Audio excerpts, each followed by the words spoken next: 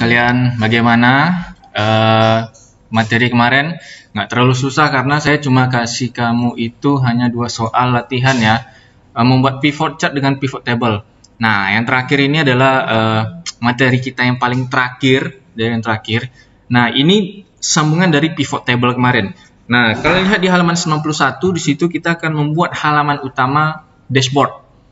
Ya, nah seperti yang kalian lihat di layar ini. Jadi di sini kita ingin membuat dashboard. Maksudnya adalah di sini ada semacam papan yang mempunyai papan informasi lah. Jadi bisa kita pilih-pilih mana informasi yang mau kita pilih gitu. Contoh misalkan kita ingin melihat yang bagian offline saja. Nah, langsung keluar hasilnya secara dinamis ya. Order priority-nya yang C atau yang H, nah, langsung keluar hasilnya gitu. Nah, ini adalah contoh dari dashboard. Bagaimana caranya? Oke, langsung saja ya. Kita praktekkan. Seperti kemarin, itu kita sudah download kan yang itu. Halaman 86, 100 sales records, 100 sales records ya. Saya asumsikan kalian sudah download. Nah, sekarang kita contohkan. Kita buat file baru. Saya ulangi lagi ya untuk buat pivot table. Pertama adalah kita tekan di sini, klik data, tab data ya. Data, lalu from text. Nah, lalu di sini misalkan kita cari file yang sudah kita download kemarin. Itu tadi 100 sales records ini .csv. Nah, kalian klik import. Nah, kita pilih yang bagian terakhir. Western Windows ya. Oke, my data headers, next. Dikasih pembatas ya, kasih koma, next. Oke, finish.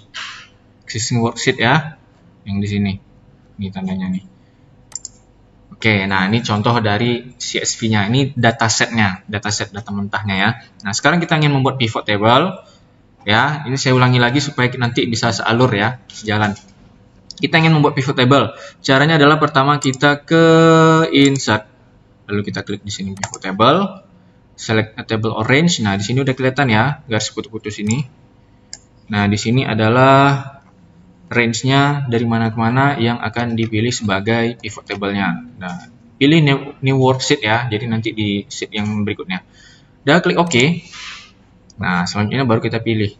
Di sini ada region dan ada total profit misalkan. Oke, saya pindahin dulu kameranya. Sini pilih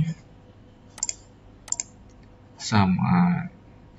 Kalau misalkan ada kejadian seperti ini saya nggak ngerti gimana ceritanya, mungkin karena Excel-nya ada bug atau gimana. Nah, caranya misalkan nih, kita kan seharusnya memakai sum of total profit. Jadi total keseluruhan total profit. Kalau kita letakkan di sini value apanya, total profitnya ke rows, maka keluar hasilnya. Tapi kalau kita letakkan di sini aja malah lain hasilnya ya. Walaupun saya sudah ubah-ubah angka-angkanya tetap kayak gitu juga. Nah, caranya adalah gini. Di sini kita ulangi lagi ya, insert recommended pivot tables.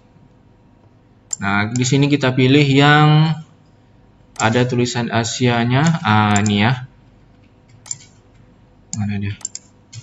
Nih. Sum. Oke. Nah, inilah ya. Yang ini kalau nggak salah saya. Misalkan yang ini. Kalian klik OK. Langsung keluar hasilnya. Nah, di sini kita bisa pilih nih. Bagian mana yang mau kita checklist. Kalau kita checklist berarti dia langsung view, langsung tertampil hasilnya. Kita checklist saja yang search channel, total profit. Ini di sini. Tetap nggak mau juga. Oke, jadi begini caranya.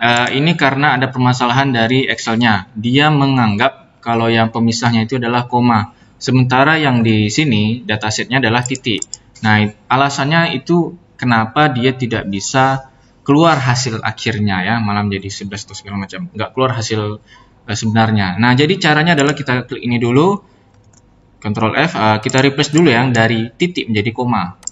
sehingga nanti dia menjadi nilai aslinya, jadi menjadi angka. Oke, sudah selesai nih ya yang ini. Kelihatan, baru kita insert recommended pivot tables.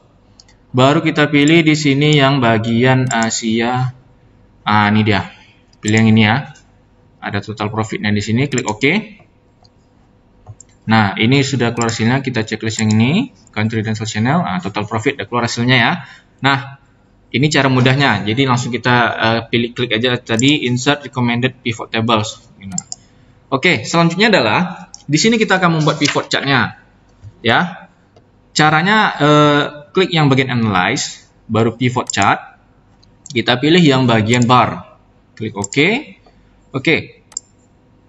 Nah, yang di sini kita klik aja ya, kita hapus aja button chartnya. Klik kanan pada button chartnya, hide all field buttons on chart. Oke, sudah selesai. Nah, ini yang pertama. Nah, yang kedua nanti kita akan membuat beda lagi tipe datanya yang mau kita yang mau kita tampilkan. Tapi sebelum itu kita akan membuat dashboardnya dulu. Jadi kita berangsur-angsur memasukkan elemen-elemen dari dashboard itu. Nah, oke, ini saya hapus dulu. Iya, ini yang pertama. Lalu selanjutnya kita klik new, kita tambah di sini ya. Lalu kita akan membuat bagaimana suasana dari dashboard ini. Contoh misalkan kita mau buat yang bagian backgroundnya itu warna abu-abu. Pertama kalian klik dulu semua di sini ya. Kalian klik di sini. Kalian pilihlah warna temnya apa. Misalkan saya pilih yang warna agak inilah ya. Ini biru. Oke, warna biru udah keluar. Nah, sekarang kita copy paste aja kayak biasa. Ini kita copy, kita klik dulu, Ctrl C atau klik kanan copy, baru kita ke sheet tadi, kita pastekan. Nah, keluar hasilnya ya.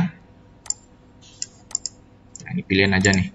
Nah, oke, sekarang kita buat tampilan pivot table baru lagi, ya.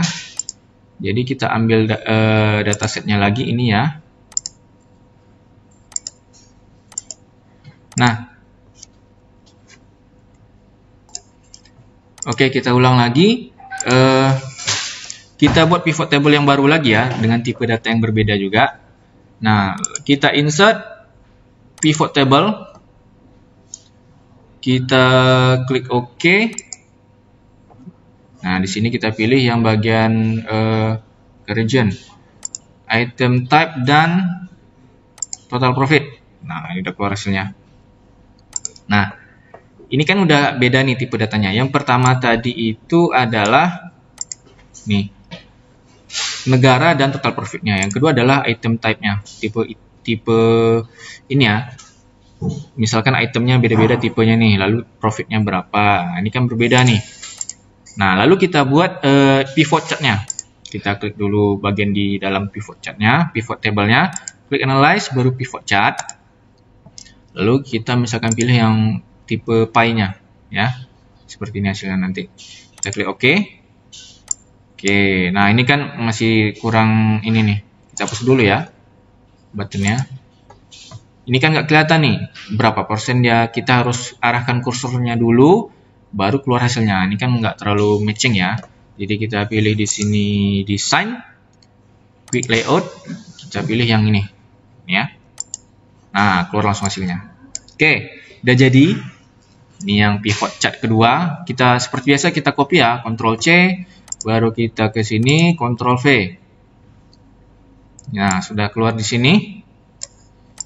Ya, ini udah keluar hasilnya ya. Nah, sekarang kita akan membuat di sini ini slice-nya, slice datanya. Jadi di sini kita juga bisa memilah lagi data yang sudah ada di dashboard ini. Kita pilih lagi mana yang mau kita perlihatkan saja gitu. Contoh misalkan kalian bisa lihat di sini ya, di halaman 95. Pertama adalah kita klik dulu ini pivot chart-nya, kita klik analyze, tab analyze. Di sini ada insert slicer. Nah, di sini baru kalian pilih. Misalkan di sini kita mau membuat order priority. Nah, kita klik di sini order priority, oke. Nah, kita Kita taruh di sini. Nanti hasilnya seperti ini. Nah, keluar langsung ya. Yang order priority C, segini total profitnya. Yang H, segini total profitnya. L, M, gitu ya. Nah, order priority seperti yang di sini ya. Di dataset ini tadi. Nah, ini order priority. Yang H saja berarti yang ditampilkan. Ada yang H, C, L, M. Nah, seperti itu. Order priority. Yang C saja yang ditampilkan. Berapa totalnya di bagian Eropa, bagian Asia gitu ya. Ya, ini yang bagian total profit berdasarkan ini ya, benua. Nah, sekarang kita akan membuat total profit berdasarkan ini. Berdasarkan item. Oke. Sama seperti yang tadi. Jadi kita klik dulu pivot chart-nya, ya, klik pivot chart-nya, baru klik tab analyze. Nah, kalian pilih di sini insert slicer. Kita pilih misalkan di sini adalah sales channel ya. Sales channel. Kita klik sales channel. Oke, udah keluar hasilnya di sini. Nah, kita lihat offline. Nah, di sini ya. Nah, sekarang ini kan ini udah ini nih. Slicernya sudah masuk dalam dashboard, tetapi dia hanya berlaku di chart ini saja. Tidak berlaku di chart ini ya. Misalkan offline, online. Nah, ini hanya berlaku di profit berdasarkan item, tidak berdasarkan benua gitu. Nah, kita maunya ini berlaku untuk semua pivot chart ini. Bagaimana caranya? Caranya adalah kita klik dulu slicernya, kita klik kanan, baru pilih di sini report connection. Nah, baru kita checklist di sini keduanya. Jadi dia berlaku ke kedua pivot table ini. Yang tadi kan di sini pivot table-nya ada yang berdasarkan profit dari benua, ada yang berdasarkan profit berdasarkan item. Nah, kita checklist keduanya, kita klik OK. Kita lihat hasilnya. C.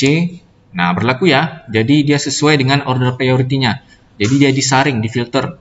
Untuk yang C saja order priority-nya keluar hasilnya. Untuk yang H, untuk yang L, untuk yang M, begitu ya. Nah, kita buat kedua yang di sales channel. Klik kanan di slicernya, baru report connections. Nah, kita checklist ini. Sehingga berlaku ke kedua pivot chart ini. Klik OK. Nah, udah jadi ya. Udah bisa kita membuat dashboard yang dinamis. Ya, nggak terlalu susah, tinggal klik sana sini ya. Yang penting kita punya datasetnya. Jadi nanti tinggal bagaimana cara kita membuat dashboard ini lebih menarik lagi ya, lebih eye catching, lebih interaktif lah gitu. Oke, terima kasih. Bye.